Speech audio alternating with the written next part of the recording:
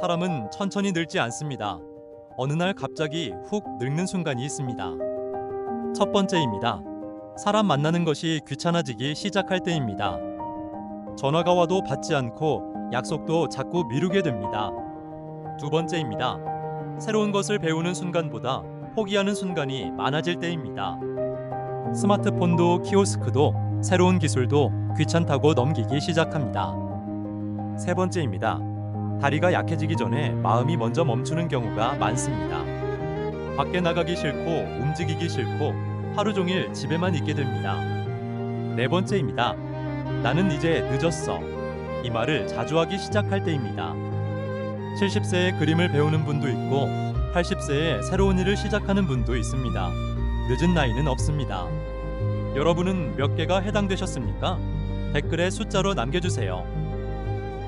건강검진에서는 정상이라고 들었습니다. 그런데 몇 년 뒤 갑자기 당뇨 진단을 받습니다. 왜 이런 일이 생길까요? 많은 사람들은 당뇨를 혈당의 병이라고 생각합니다. 하지만 의사들은 혈당보다 먼저 다른 변화를 봅니다. 그 변화는 인슐린 저항성입니다. 쉽게 말하면 몸이 인슐린 말을 잘 듣지 않는 상태입니다. 처음에는 췌장이 더 열심히 일합니다. 혈당은 정상처럼 보입니다. 그래서 대부분 아무 문제 없다고 생각합니다. 하지만 몸은 이미 비상 상태일 수 있습니다. 췌장이 평소보다 몇 배 더 일하면서 억지로 혈당을 잡고 있기 때문입니다. 2단계에서 나타날 수 있는 신호가 있습니다. 밥 먹고 심한 졸음, 허리둘레 증가, 중성지방 상승, 공복혈당 100 이상입니다.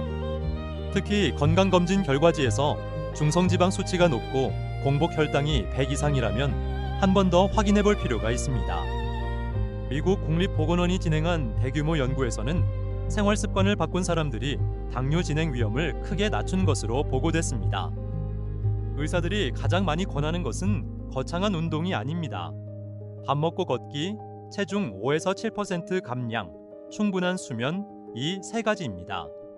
최근 건강검진에서 공복혈당이나 중성지방 수치 기억하시나요? 댓글에 숫자를 남겨주세요.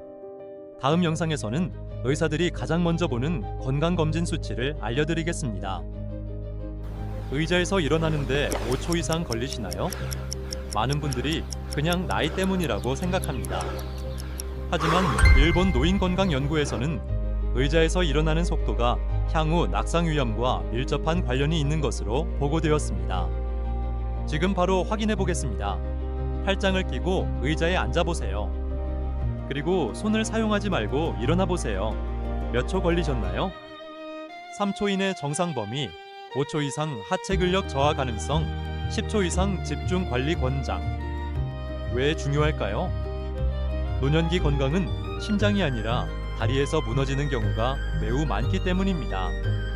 실제로 낙상으로 입원한 노인의 상당수는 그 이후 활동량이 감소하고 근육 감소가 빨라집니다. 그래서 의사들은 매일 걷기보다 앉았다 일어나기를 반복하는 운동도 중요하게 생각합니다. 오늘부터 하루 10번만 연습해보세요. 생각보다 큰 차이가 생깁니다. 몇 초 걸리셨나요? 댓글에 숫자로 남겨주세요. 다음에는 집에서도 가능한 하체 자가진단법을 알려드리겠습니다. 사람은 혼자여서 늙는 것이 아닙니다. 잘못된 사람을 계속 붙잡을 때 갑자기 늙습니다. 첫 번째, 늘 불평만 하는 사람입니다. 만나고 나면 기운이 빠집니다. 이상하게 피곤해집니다. 끝없이 세상욕, 가족욕, 남욕만 합니다. 그리고 그 감정은 조용히 전염됩니다. 두 번째, 당신을 무시하는 사람입니다. 말을 끊고 조언을 비웃고 당신의 경험을 가볍게 여깁니다. 나이가 들수록 존중받지 못하는 관계는 생각보다 큰 상처를 남깁니다. 세 번째, 필요할 때만 연락하는 사람입니다. 도움이 필요하면 찾고 평소에는 사라집니다. 관계가 아니라 사용에 가깝습니다.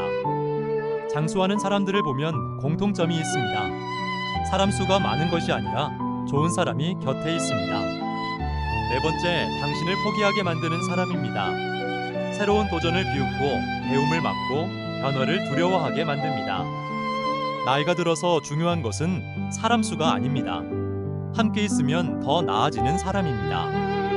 이 네 가지 중 많은 사람들은 노후가 힘든 이유를 돈 때문이라고 생각합니다. 물론 돈은 중요합니다.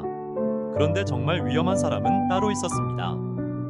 실제로 적은 연금으로도 행복하게 사는 사람이 있습니다.